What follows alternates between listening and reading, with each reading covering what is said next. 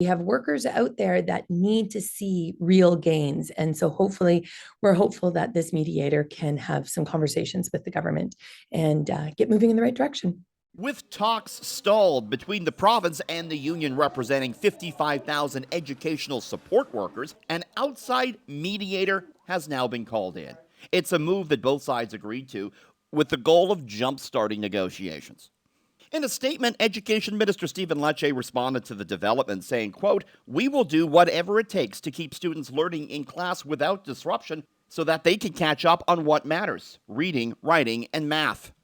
Mediation will begin next week, and there's a large bridge to cross. The union has been asking for an 11.7% annual pay hike. The Ford government has offered raises between 1.25 and 2% a year.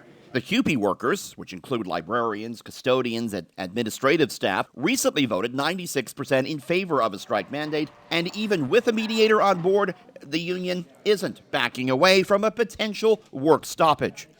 Sometimes the parties need that pressure of the impending strike date in order to get the deal. And if that's what's required, we do understand that we are ready to move. The urgency to avoid a strike comes after Ontario students missed months worth of time in the classroom throughout the pandemic. The new school year started 5 weeks ago without any significant COVID restrictions in place.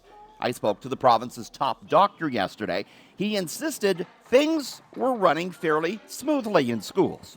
I haven't seen any data that says we have high absenteeism across Ontario. I've only seen one notice go to one school where their absenteeism rate was higher, and that was a school in the north.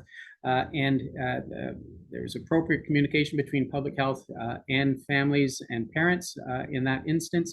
But we haven't seen any significant generalized increase in absenteeism across Ontario as of yet. But that assessment isn't sitting well with the head of the Education Workers Union. Everything is not as rosy as it's been painted. Anecdotally, we're hearing a complete different story. But the problem is when you're not required to report, how would you know how many cases are in schools? For City News, I'm Richard Southern. This is City News Everywhere.